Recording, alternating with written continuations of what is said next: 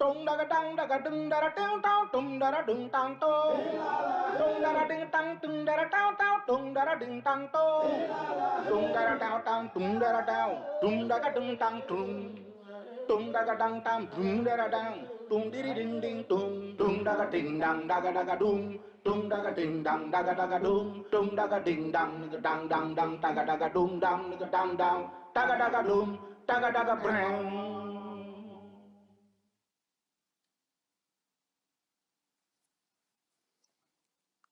Hello, everyone. Hello, and welcome to today's session, a listening session and a conversation between two Lumbung members. This is actually the first of 7 series of conversations that will take place on the first Sunday of each month, starting today. So I just wanted to, these sessions are also meant to introduce, expand, and reflect on the Lumbung members' practice and their wider ecosystem, share stories, songs, and tools for different ways of living and working in community.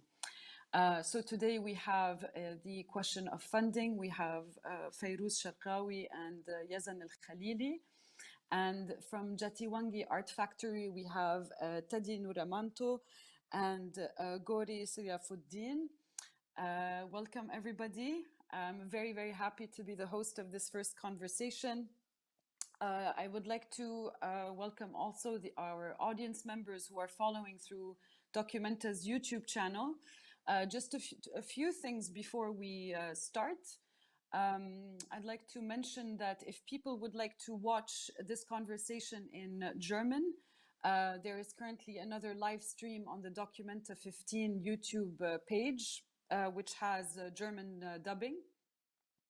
And if you would like to also ask questions to any of the members after the conversation is over, you may post your questions on the YouTube chat and we will address them after the conversation or the discussion is done.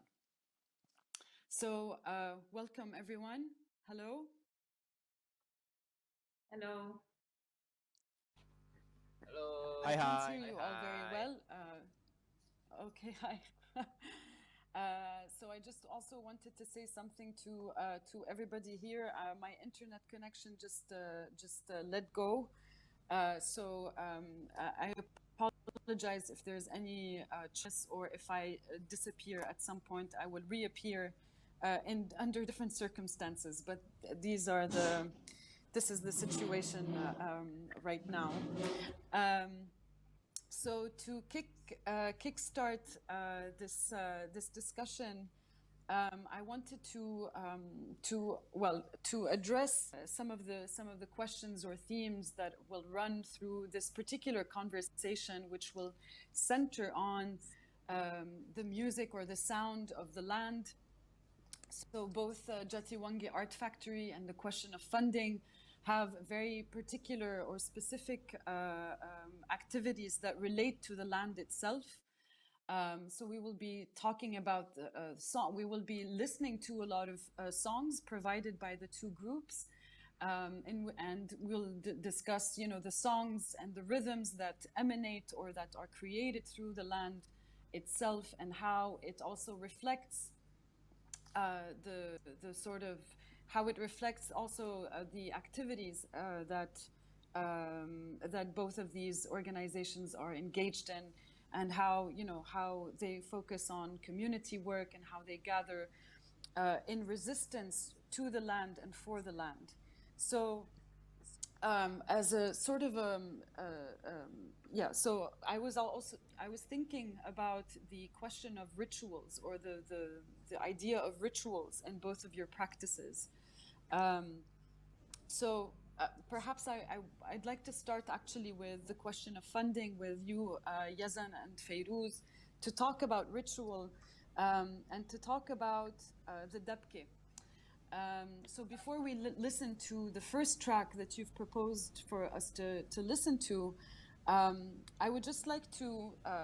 I would just also like to talk about the dabke as a traditional dance that comes from the region. So it's actually a shared traditional dance between different in the region, Palestine. And so I wanted to talk about the particularities or the specificities of the Palestinian dabke. Um, and perhaps here you say a couple of words before we play the first track in order to talk about its specificities. Mainly, what I am interested in is the way in which this particular dance sonifies the earth through the wooden boards. So I'm not I wasn't actually familiar with this form of dabke before, in the sense that uh, the wooden boards that exist beneath the dancers' feet. So is this very specific to Palestine, for instance? Um, shall I go for it? Okay. Hi everyone. Hi. Yeah. Nice to be speaking to you all. Um, so, يعني to speak about Dabke in the Palestinian context, I think one has to speak then about culture in relation to the catastrophe and the rebuilding of the Palestinian identity through, through the dance itself. So Dabke goes through the region. It's not Palestinian specific in the sense that it's not only happening in Palestine, but it also happens in Lebanon, Syria, Iraq, different forms of different forms of collective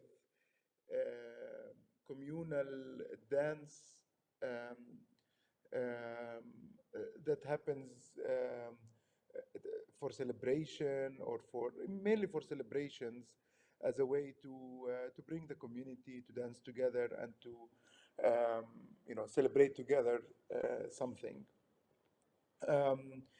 But in the Palestinian context, the Dabke became very essential and very specific in the way it was utilized as a way to um, recreate and bring together the Palestinian people after the catastrophe and the destruction of the Palestinian cultural fabric and the social fabric that happened in the Nakba of 1948, where thousands and thousands of Palestinians were dispersed from their villages and mainly, and actually this is the thing, mainly from the villages, although of course the catastrophe was in relation to the cities, of course, and the urban spaces, but the village was the center of the Dabke music and the traditional dance as a form of cultural practices, etc. So the Palestinians in refugee camps and in a trial to as a way to to re like to sustain what's left of the Palestinian social fabric. Dabke became a tool um, of coming together, of relating the body, the human, the Palestinian body to the land. Um, Not only to the land, but to the other bodies. No, that we, it's a collective dance, reinventing and rebringing what has been destroyed in the Nakba. So the Dabke played that role. Let's not spend too much time on that, but then the Dabke as a dance became a kind of a form of resistance, a form of proving the relation of the Palestinian to the land. So it was kind of also politicized. So we're not talking about in the refugee camps in Lebanon, in Syria, and in the Exodus in a way, but you are talking about Palestinians also who stayed in Palestine and whose land is always threatened of being confiscated and being taken away from. And when we began looking at songs to share, we began looking um, at certain live recordings of dabke dances, and dabke means, and its etymology means to hit the ground, like to dabaka, you know, like to hit the ground. You know, that's like it is actually the sound of hitting the ground.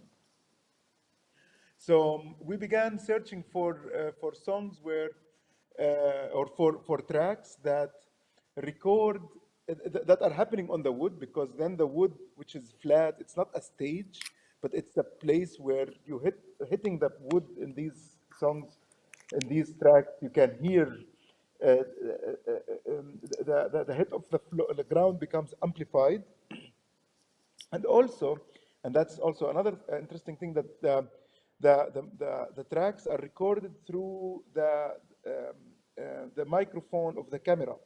So it's not, the sound is not only coming through the mixer, because the mixer only records what, what's being played through the mixer. But to record it through the camera's microphone, it allows a more ambient sound, and therefore you can also, as a listener, hear what the people are hearing and what the people are making through their feet, the sound they are making through their feet when they are dancing. And we chose these tracks because they amplify the sound of the ground, and this kind of relation between the human body, the Palestinian body, to the land that is being confiscated, taken away, destroyed, this relation. And and we can tell maybe in a later moment in this project speak about how we take this as a surrogate economy and like organic economy, and anyway. Great. I think it would be great, since we started talking about the dabke, to play a first track for people to get a sense of what a concrete sense of what you are talking about.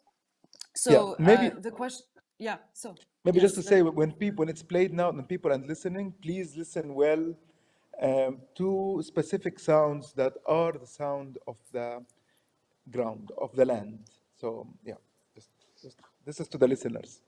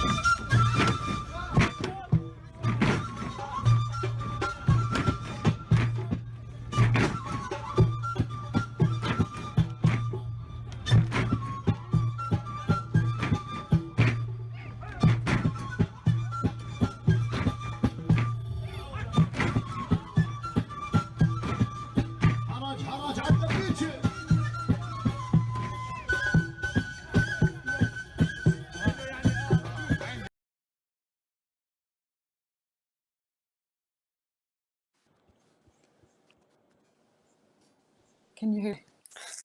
Great. Yes. Thank you for this really wonderful first track.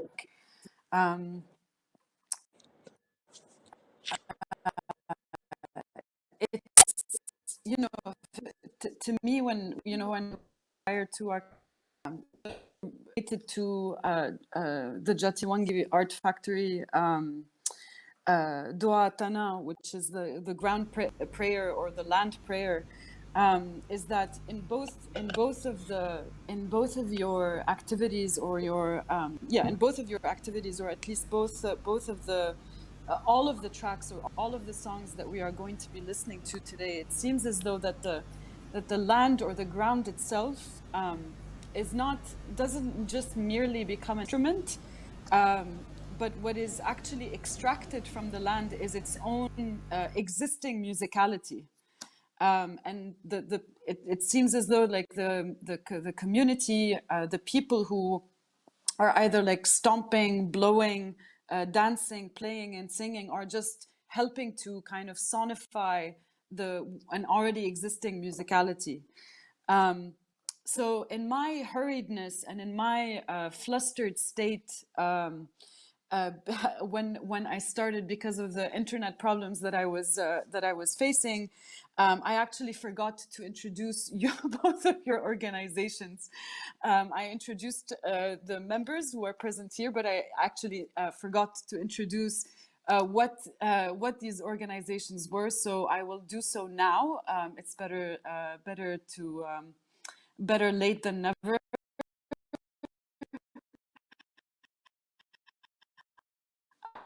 So Yazan and Fayrouz are both part of is a growing collective of cultural producers and community organizers from Palestine. It aims to rethink the economy of funding and the culture it produces in Palestine and the world through producing and practicing a politically and culturally involved economy.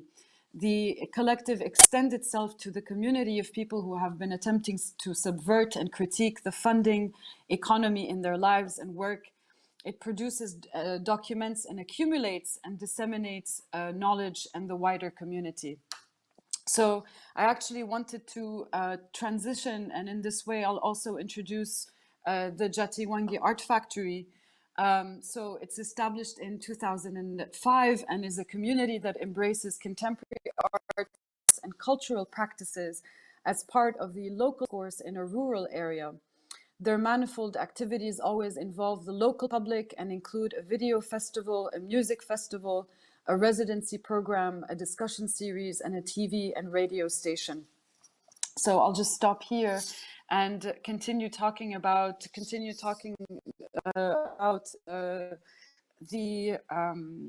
music or the steps from the ground up, and wanted to ask you, Gori and Teddy, about how the festival, how the Dua Tana actually started, and how it started and when it started, and if you could briefly tell us about how it also relates to your own activities within the spaces in which you work, in the villages where you work. Okay, thank you Raya, and Assalamualaikum. I'm Gori and I'm Teddy. We are from Jatiwangi Art Factory in Jatiwangi in West Java, Indonesia. Yes, when talking about the sound of the earth like that, so it is like for us, like maybe remembering us to the very childhood song called like how in the Indonesia?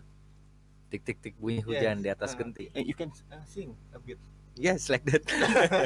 Like tik tik tik bunyi hujan di atas genting, and if it's translate to the English like tik tik tik, the sound of rain on the roof tile, like that. So from that song, maybe sometime unconsciousness will stimulate our daily life with the roof tile, and then maybe also in the first of Jatiwangi Art Factory starting, also always starting with the small concert, and uh, slowly become also some of the members in JAF play the music and making the bands, and especially Teddy. Teddy is the director of the music department, Konsorsium Musik Keramik is called Cosmic, and then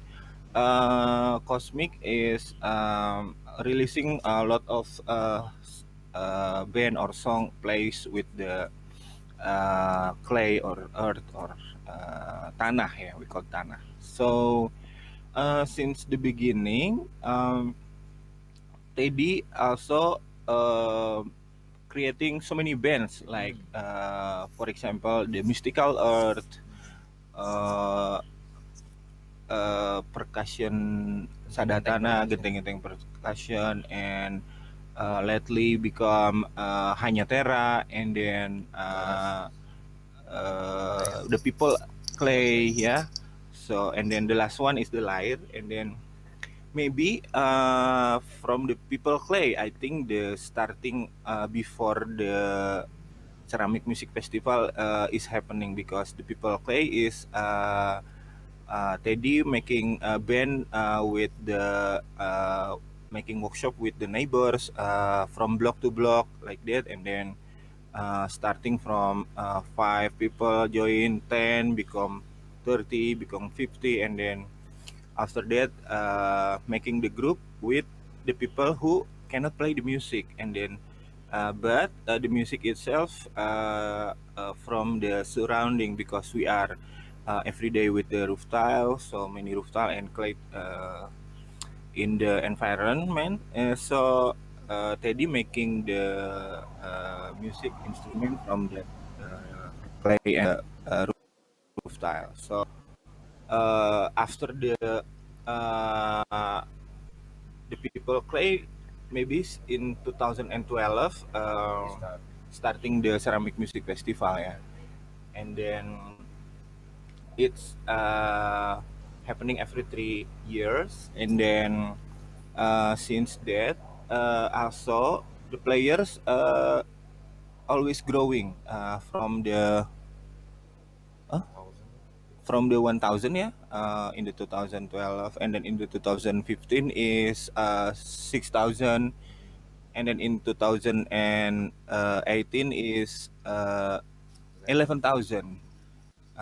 But now since the pandemic situation this year, so with all the protocol healthy, and then the requirement of the safety, so it's have to be making small again. So this year we only 1000, yeah, invite people, and then together with the masker and all the stuff like hygiene, something like that, and with the police with the gun.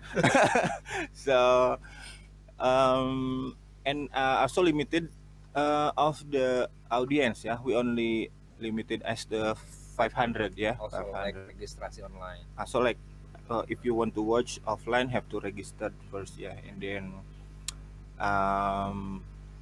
we And so the people who participate, sorry. Yeah. So the people who participate in the music festival, they're all they're people who come from the surrounding villages in the district of Jatiwangi, where you all live and work. Who participates in the music festival, for instance? Yes. Yeah, because of this pandemic, also we cannot making big one. So starting from the neighbors and small District, yeah. the district, yeah, only on the district, but also like all the friend in the in the high school or in the mothers from the the village. mothers from the village, or the and now this year also we inviting the Muslim boarding school, yeah, so Islamic boarding school. We from pesantren. Yeah, we call pesantren. So from the pesantren also, we think that this is important for this year to talking about the all to pray together, yeah. That's why we call it doa tanah, because we pray for the people who already passed away from the pandemic, and then for the pandemic itself, hopefully getting well again, and then all the people who are still up until now, still standing up until now, have hopefully also safe. So yeah, that's why we talk about the pray, and for the maybe Teddy also can adding something.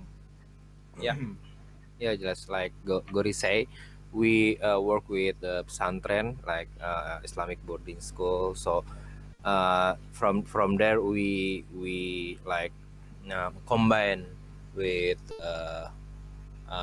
like we make like song with like lyric, like pray Like pray pray style in the pesantren. from Solawat, yeah. From Solawat also. Yeah. That's why in Islamic Music Festival also we make like wirid, 1,000 wirid. What we call wirid? Wirid is pray. I don't know what is wirid. Yeah. like Like give the goodness to Allah. Like Yeah, that, yeah. so, like, Mm. That's why in some part in Islamic like in Rapa Genteng, in one part is only pray and with rooftile percussion, like very very intense, and we put like solawat like that. We put some the kalimat part of Part the of- Solawat, yeah, Yeah, Solawat. as the part of the song. Mhm. Mm. Yeah. Would you? I think it's a good idea to play that that video from your music festival to listen to these prayers together, or listen to these blessings together. Yeah. Yes, we can play, but this is long version. Maybe if too long, we can pause, and if you had something in the mind to asking, just pause and ask me something. Yeah. Okay. I mean, I think it's. I don't think it's very long, and I think, since this is a listening session, I think 8 minutes is not very super long. I think it would be a shame to interrupt it, because it flows so nicely, and we can really see through it a lot of the people who are participating in it, and yeah, I think it's a good idea for everyone to also have a listen to what you're talking about, and maybe we can expand on some of the similarities also that exist between your activities and that of the question of funding in Palestine. So yeah, happy listening, everyone. We'll listen to Jatiwangi's video now. Please.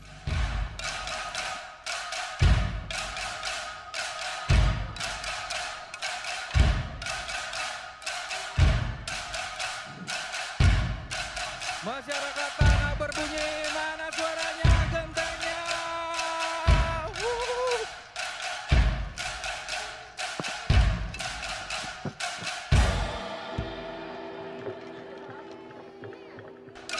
Bunyikan gentengnya.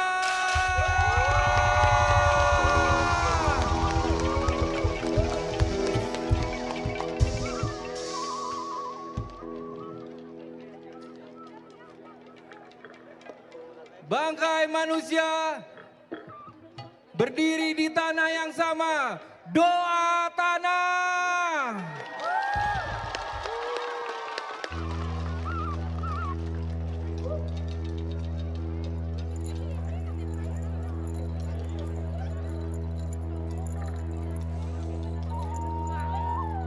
Hujan turun, hujan berkah.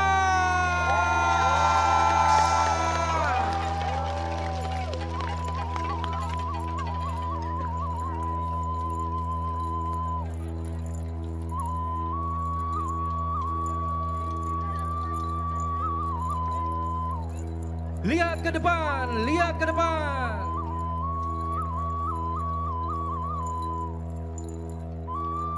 Tuh, wah, ke, pak.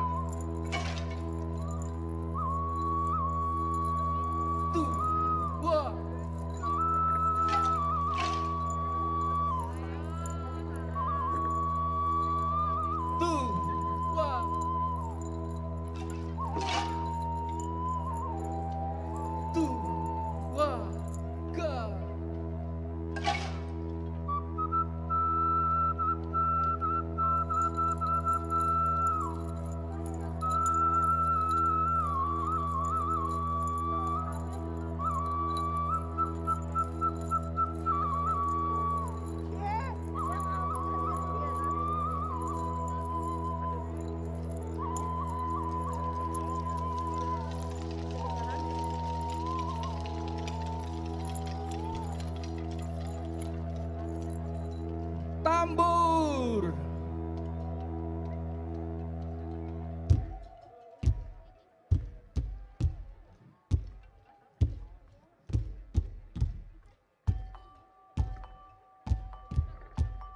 Siap, genteng, 2, 3, go. Lihat ke depan.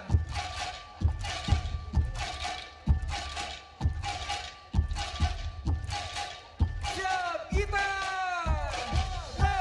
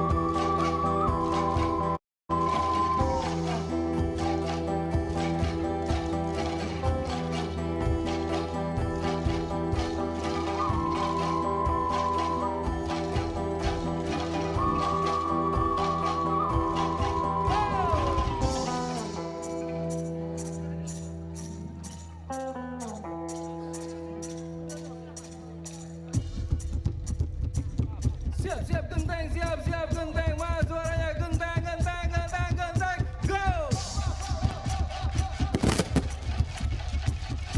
Oh, lihat ke depan, lihat ke depan, lihat ke depan.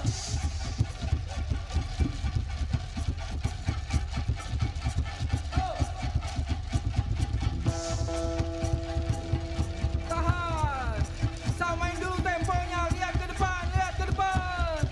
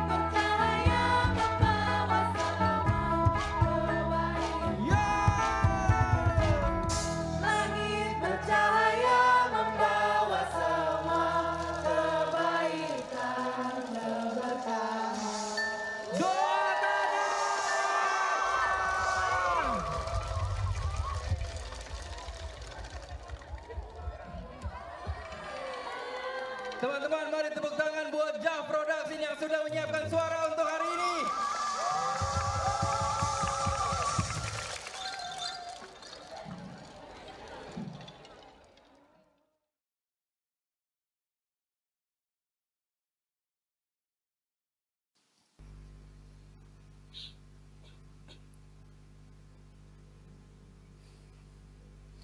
Thank you. Such a beautiful performance. You know, there's one thing that also I think connects both the Palestinian dabke that we saw or that we heard actually, and the ceramic music festival or Doatana is the immense sense of joy and pride that exudes out of playing, yani, playing the land as an instrument, but also sort of being very prideful of the land itself. And I think, you know, when we think about forms of resistance, we don't really think about joy or pride, or at least it's not vehicled, or we don't necessarily think about joy or the production of joy whilst resisting.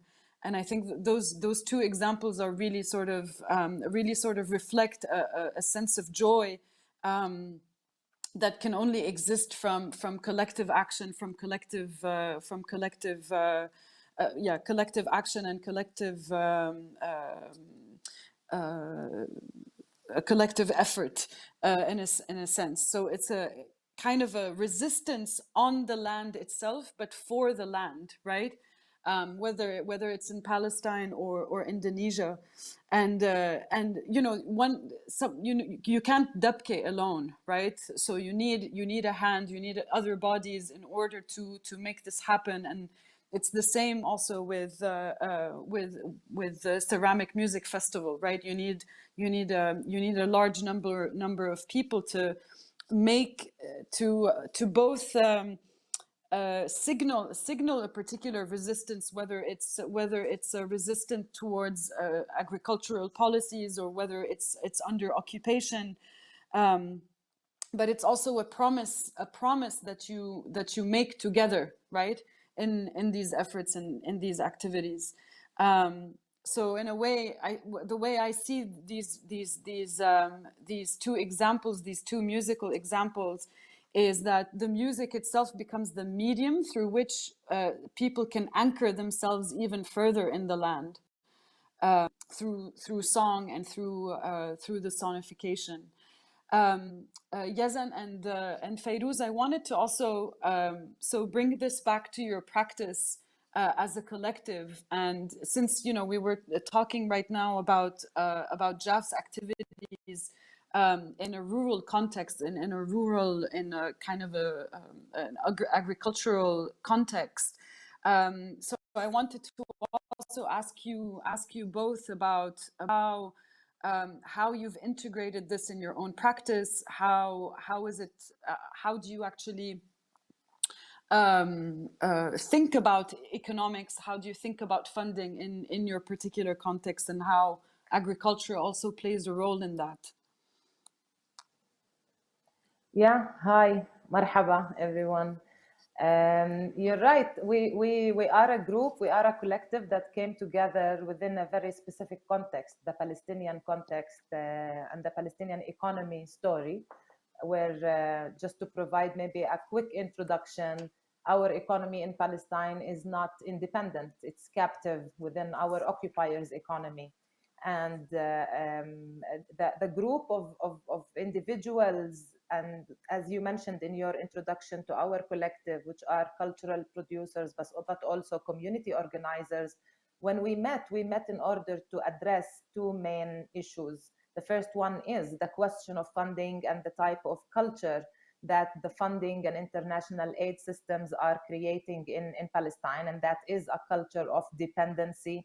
That is a culture of Palestinians always needing help from outside, because the international aid, it's not helping us break free of the occupation's economy, but rather creating an additional layer of occupation where we are even more dependent on international aid.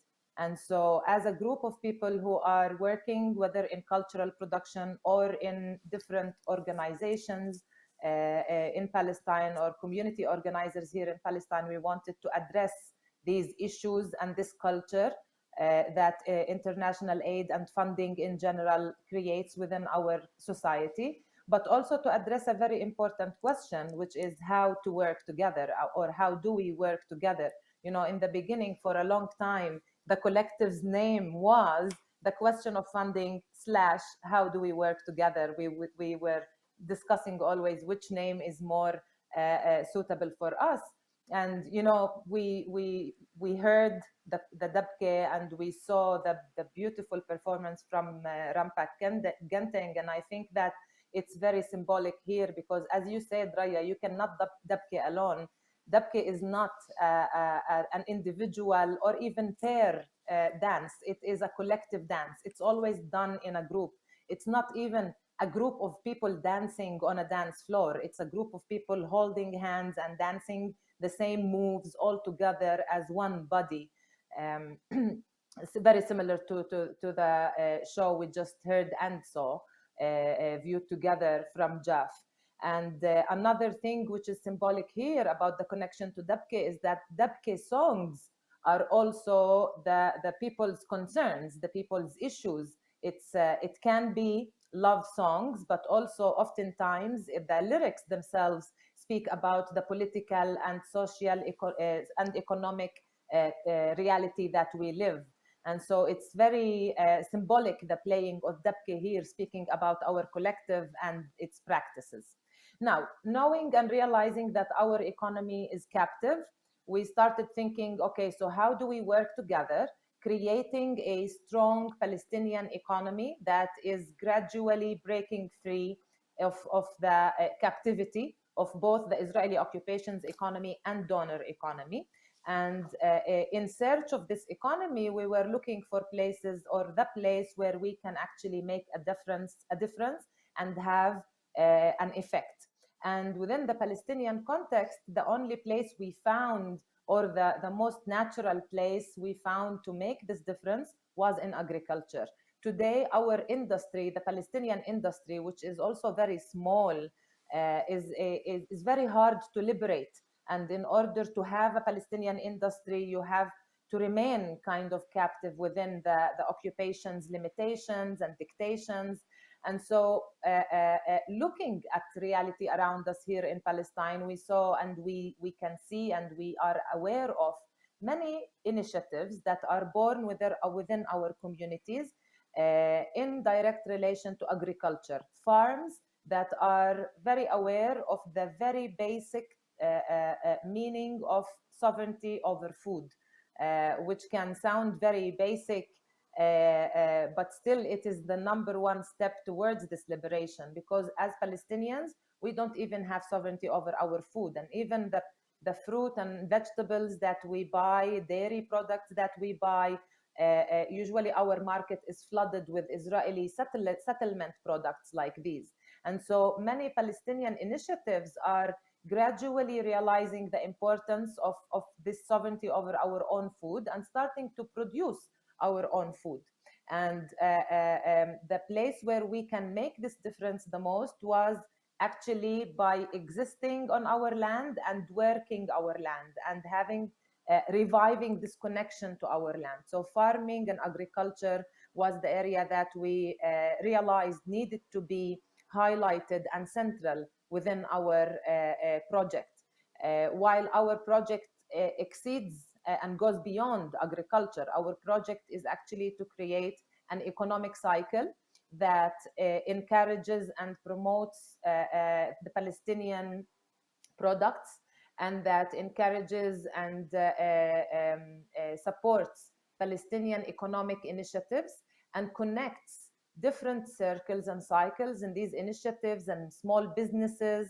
And we include also in our cycle cultural institutions or centers, in a way that we create a cycle, a Palestinian economic cycle that first of all connects the different players, actors together, that promotes the Palestinian product, that promotes and connects back cultural production to the community, to the society, because I mean, we can speak for hours about how every single aspect of our life is captive within whether the occupations systems or international aid systems. And international aid had its own severe effect on Palestinian cultural production and Palestinian cultural centers. And so we are building this economic cycle in a way that, as an end result, keeps the wealth within our community, within our society, instead of our wealth and our money going to the occupations bank accounts, the international donors bank accounts, or the big Palestinian capitalists. We'd rather keep the wealth within our community in a way that leads eventually to the community also deciding what it wants to do with this wealth and using this wealth, and also in order also to implement different types of initiatives, whether economic, social, cultural, whatever we want, but for the community to decide. And that's the essence of our project, and that was the way we saw that we could make the difference, again in putting the land and the working of the land, because that's also essential to our identity as Palestinians. Farming is an essential component of our economy and history and identity, so we put it in the middle of this cycle. Thank you, Fayrouz. Yazan, would you like to say something?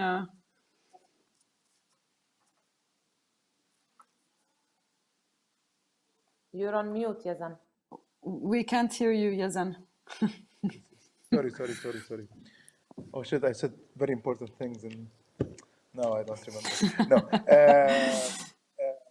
But maybe to add to it, like, how to do this to engage with political economy through art and cultural practices. I guess this was a challenge for us to think of it beyond only it's not only activism, it's not only politics, it's about culture, and how to create a cultural practice that engages with economy in a way that doesn't make it the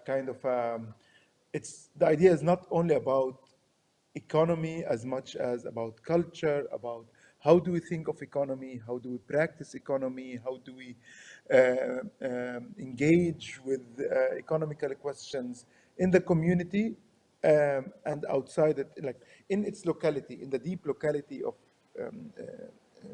the project, which is Palestine, or even like it of course goes even deeper to speak about existing trust systems that are already exchanging within a certain economical cycles, and how to think of that with a wider audience that will also engage with it outside of its context. So how to engage with it in Kassel, how to engage with it with an international, with the world that now we're speaking to an international audience that is not necessarily knowledgeable of every detail of the Palestinian situation, but might be very aware of the economical kind of questions, the question of funding itself as a general question in their own localities and their own kind of economical cycles. So we're working in between these kind of scales, the scale of the locality and the scale of the world, and working between economy and what economy, not as a metaphor of economy, but real economy, real ways of survival, real ways of living, and real money. Like it's not a metaphoric act of money, but at the same time, how do you also think of it and practice it within a global context like Documenta? For example, or not, like what we are doing also in Kassel of inviting art collective from Gaza, التقاء, that they have been working also as a collective since around 20 years to show their work in Kassel. So we are inviting them to the spaces that we were supposed, as a question of funding, to exhibit what we are doing. But instead of doing that, what we are trying to do is to open up the space to other collectives, whether from Palestine or from Kassel. So we are also inviting local collectives in Kassel to engage within these spaces to speak about local economical issues, local issues, political issues, in a way that we are trying to look at Documenta here beyond what it is as an exhibition space to what it produces in cultural economy and cultural capital, and how do we think between that kind of political capital and metaphorical capital and its relation to economy and real economy. So we are trying to connect these two things, two spaces, two scales of economy within what we are doing in Kassel and also in Palestine. Okay. Yeah.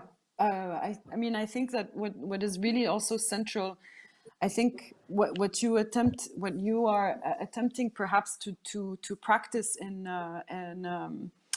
as forms of resilience in the kind of Palestinian context, in a way, really is sort of or is on its way perhaps in Jatiwangi, or am I wrong to say that? Would it be safe to say that that these forms of resilience that Jatiwangi Art Factory has sort of practiced in its context, perhaps can also serve as an example of different forms of resilience, but also viewing the land, as you said, actually, Teddy, not as a material, but as a living space. So it's not simply something from which you extract in, but also something that you attempt to protect and attempt to dignify through the practices, both cultural, agricultural, and otherwise. Can you hear me, Teddy and Gori? Yes. Okay. Yeah. So. No, go ahead. Sorry, I didn't say anything. Okay. Yeah. So like as in Jatiwangi, like maybe kind of we can metaphor our land as a home that is we are as a host that have so many guests coming, like whether it's like the new lot of big factory like textile and garment and shoes, and also like the highway, the international airport, and all the modernization is our new guest, and also like the workers in the new factory is also 1,000, yeah, like so we are like kind of sometimes not ready yet about for our new guests like that. So to preparing ourselves for the new guests, as Gingi said, we have to clean our home first. So in order to clean our home, so we are like doing all the lot of things that is also related to inviting lot of people in our place, yeah. So and then starting the collective agreement the Kota Terracotta or Terracotta City, and then the terracotta city itself is like not suddenly, it's slowly happening year by year, like since Jatiwangi Art Factory happening in 2005. Yeah, so slowly become maybe music first, and then new culture, and then new uh, uh, our lot of activity that is related to the our identity as the producer of roof tile. So then later the terracotta city itself sometime for us like when terra means mother's earth, like mother earth, so terracotta is like our mother. Yeah, so we thinking like the how to making city, but feels like mothers, not the city looks like a very big city and very macho like that. So uh, we want to making the city that is can be nurturing our self and the people inside, and then like because of the like terracotta is the material, but starting from that material we can thinking for the our habitual what we will change when the material is influencing our daily life, something like that. So how change between like when before the modernization come and after coming. So uh, from that we think that our long-term project regarding the terracotta city is that is not only involving us as a artist and community, but also like we try to invite so many stakeholders like the government, like the also businessmen. What is the opportunity for the businessman? What is the opportunity for the government also? Maybe also for the our friend and for our city itself. Yeah. So from Terracotta City, yeah, maybe we can talking more wide that not only talking about the material, but yeah, of course the material or the terracotta is the identity have to go first to making like the people have the same frequency. Yeah, so from if we already have the same frequency, maybe uh, we can go as our specialty later. Yeah, so maybe Teddy go with the music, go with the graphic design, for example.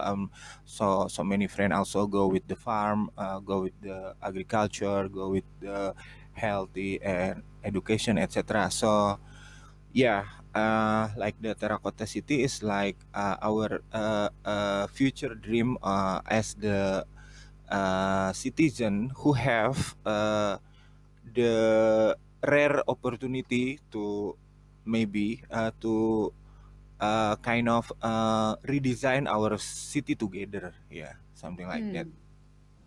Yeah. What Teddy?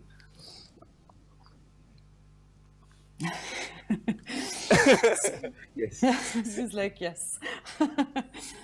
Thank you. Yes, I mean it's really, I mean it's obviously like it's very obvious that that both of your groups are working towards seeking new ways of governance, right? How I mean I also love how you qualify the fact that some perhaps, I mean that you are also receiving guests, and how you have to also receive these guests, and in what ways do you communicate the priorities of the land and the villagers and the villages and the different components that make up the different locality or the land on which you live. I really sort of appreciate this qualification of the roles of people in living and dealing with it and finding solutions together, or finding solutions with the different stakeholders. Obviously, this is not the reality in Palestine, because I mean, the question of host and guest obviously is really not relevant in this case, since we're in Palestine. It's really about dispossession and about carving out the space once again for Palestinians to exist on their land and to also and to live from it. Very briefly put. Perhaps we can actually sort of kind of punctuate this conversation further by introducing your second track, just to further remind us of the life that runs on the land itself. So perhaps we can play the second song, or Palestinian Dabke, that the question of funding has sent us.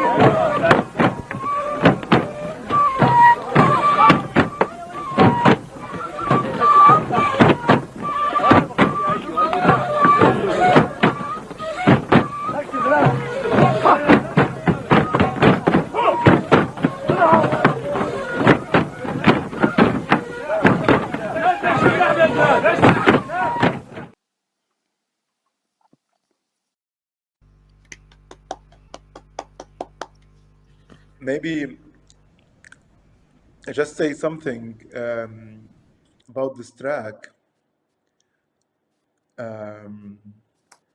Yeah. Okay. So it's like, yes, Raya? No, go ahead. Go ahead. Sorry. Yeah. That it's the way it's recorded. It's again like recorded from like a camera. The sound is also recorded with the camera, and you can hear all the sounds of the people speaking, all these you know, noises, voices, talks, chats, music hitting on the ground. This kind of multiplicity of voices, how they work through this track, and for maybe for us was very kind of inspiring in a way that how do you practice, um, how do you make a kind of a cultural, economical practice with all these kind of different ideas, thoughts, approaches, different collectives, and different individuals, and how at the same time, you know, like you do it with all of that, allowing these different voice, different sounds to, connected to music, to come in together and create a kind of a social practice, no? Like, so it's not a, يعني, so you know, how do you do a cultural practice that works smoothly within the community that you are working with, and connecting, in a way, to imagine it as what we are doing as an infrastructure that will be used once the community gets trusts the infrastructure, and also the circumstances allows it to be essential.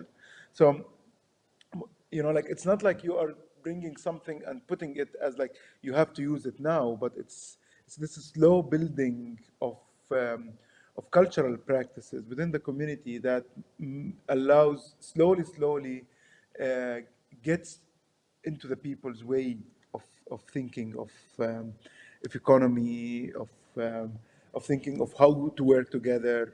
There are certain moments, there are certain events that allow for the project to be uh, more related to the community than others. So this, again, like, I'm going to use this word scalability as a way that it is not a total practice that aims to just become the only way or to be used all the time, but the scalability that it is used when it's needed and it gets smaller or disappears when it's not needed.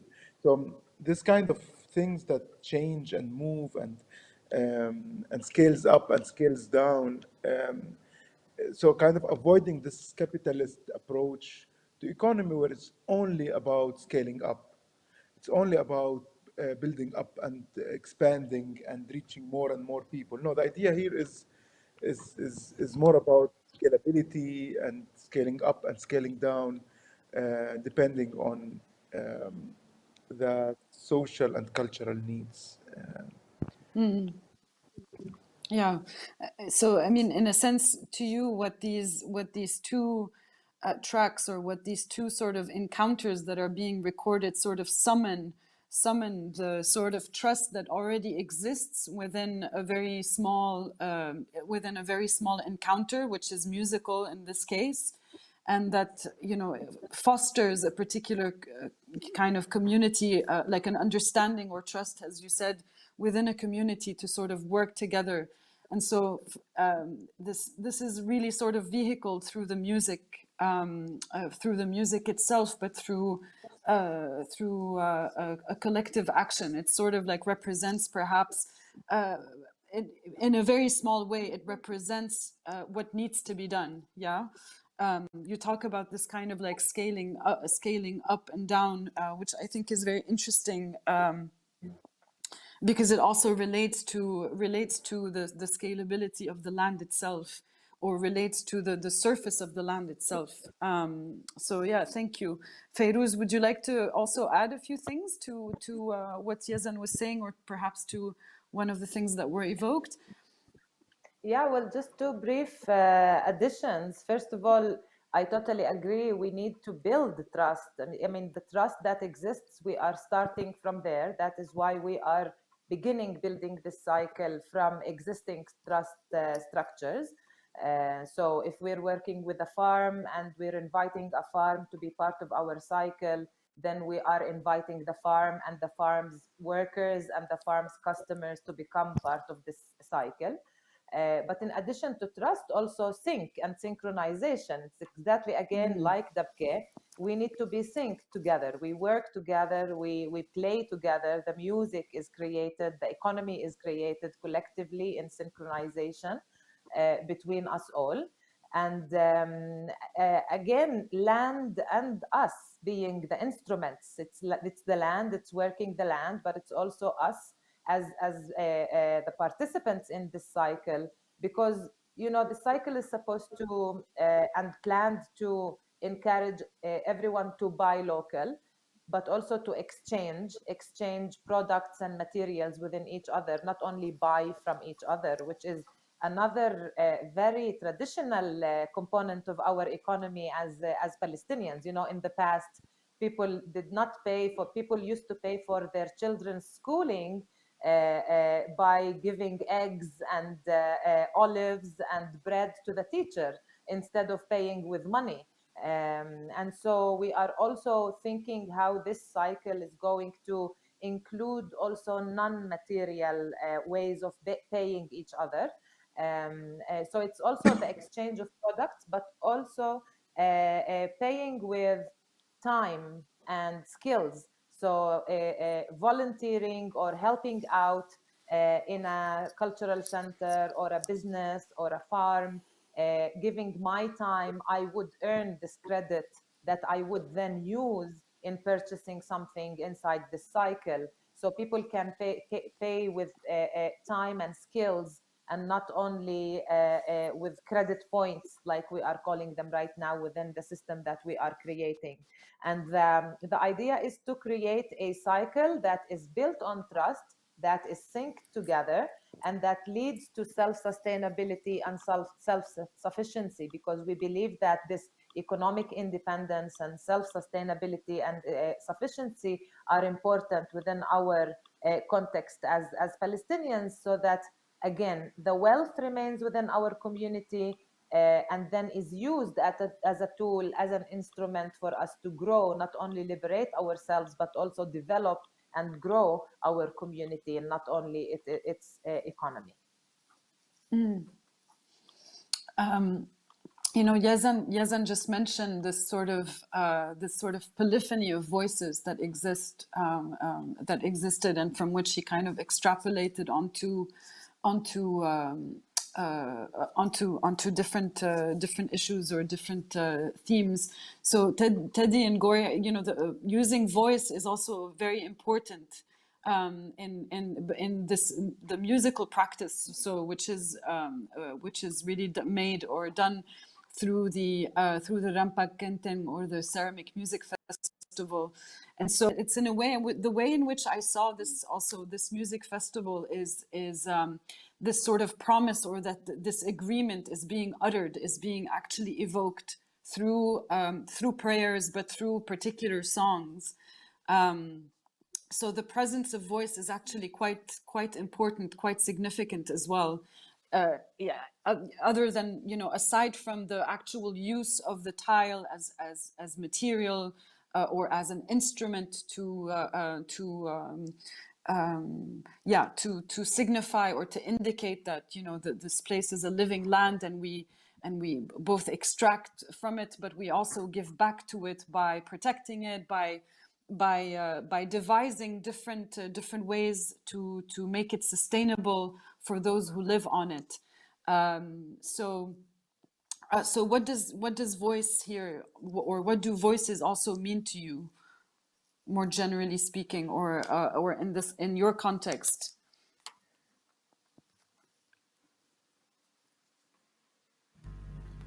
Yeah, thank you. In Rampak Genteng is like a celebration for Jatiwangi. Like Eid Mubarak. It's like celebration for us here. Like we call like gotong royong. Somebody like give some food for us for rehearsal for 1 month more, I think, for 1 month, and they give food also for the festival. Like he bring me food, and because the people work for the festival is like around like 200 people like volunteering the festival. So somebody like give food for us or give some drink for us is like celebration for us is. And also for the instrument they bring also the roof tile or the brick and some people making for this like that, and then bring it and for the tent. It's kind of like bring back the for us also like bring back also the idea of the gotong royong. People join together to working for this festival because we think that this ceramic music festival or the Rampak Genteng for maybe last year also we feel like this is not belong to us anymore. This is like belong to maybe Jatiwangi people that when 3 months before we already like announcing in the social media and Coming to the the place to the and then like as Teddy said like people like freely to donate their 100 box of foods and something like that is like we don't ask but they give sukarela together. So and also like because it's we feel like this is like our Eid Mubarak, so people have sort of the excitement together to especially to join for this festival. But yeah, as like for now like so many people also like sometimes sad because they cannot join the festival, yeah. So because the limited participant for only 1,000. So but yeah, we have to follow the rule and then like that. So then also like uh, from this festival we always open with the first is the Indonesian anthem, after that with the Jatiwangi anthem. Also beside the Indonesian anthem we have also the Jatiwangi anthem that sing our dignity and we spread our dignity and to all the people in Jatiwangi to also have the same feeling and same emotional with us, yeah. So and after that we also read the Jatiwangi pledge, like we are pledging together that we will cultivate our land and our clay and our resource to have more dignity and like to respect all the environmental norms, something like that. And then yeah, so after that we have like the same vision. So we have in the same frequency, and if we have in the same frequency together,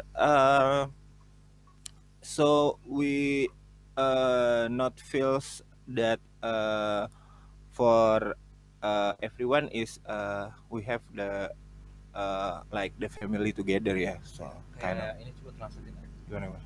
Jadi kayak ini tuh kayak perayaan, jadi kayak orang Jatiwangi tuh merasa penting untuk terlibat dalam ini. Kayak dari tahun 2012 dia ikut terus, 2012, 15, 18 itu kayak ibu-ibu meluangkan waktunya selama sebulan berlatih tanpa henti gitu. Yeah, so yeah, Teddy said that this is like important also like for Jatiwangi people to participate together for this festival because they already feel it since like almost in the beginning, like 2012, and this is happening every 3 years. So the enthusiasm of the mothers especially, yeah, and the young people thinking that this is important to spend the time and anything for for the happening of this festival. And Sampai dia menyimpan sticknya selama 9 tahun. so sometime like there is several people like to keep the stick to ringing the bamboo stick for the 9 years, yes, 2012. Yeah, so Nggak berubah dari pabrik gula. yeah, so the place also is not the change. We hold in since the beginning in the X of the sugar factory in Jatiwangi.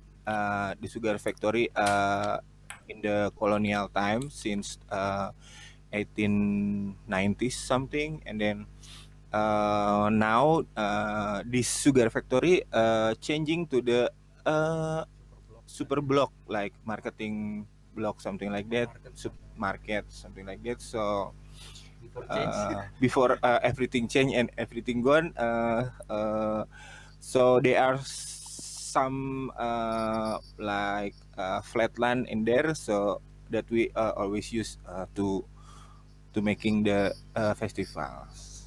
Yeah, and then this is also the Thank sugar you. factory is in the middle of the Jatiwangi, yeah. So in the center too. Yeah. Thank you both so much for your response. I think we could open it for questions if there are any. I'm just going to check briefly. Sorry, just check with.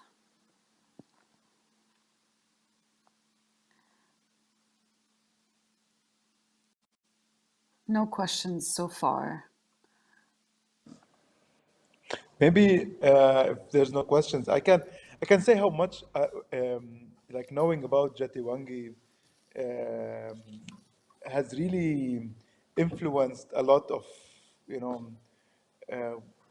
what we are doing and how to do things and how to be playful while you are working with something so sensitive like the land and ownership of over the land. And maybe this is also something that we are learning from the Lumbung itself, like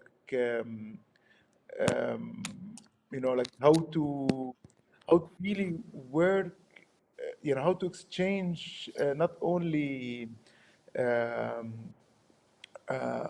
like resources, but but also it's about knowledges, practices, sense of humor, like these kind of things, possibilities of how to be serious while doing something playful, like we learned from the Turaki and also from Ruan Grupa and all the collectives that we connect with and we're getting to speak to and to to know about. Like I don't, it would have been like it's been 3 years now, like that we are somehow in contact. So it created this kind of environment, this kind of pot of that we are all together thinking of and working together in. So yeah, I don't know. This is something that really Absolutely. I mean, yes, thinking I of. echo. I think I echo also Yazan's sentiment on how inspiring this your organization and your activities are. Not for, I mean, both in its local context and beyond it. Would you like to respond to Yazan, Teddy and Gori, before we start to conclude? If there are no questions at all from the audience members. Yeah, thank you, Azan. But yeah, we've been together for almost 3 years, yeah. And yeah, Azan also when Gingi and Ismail come to Kassel and meeting there,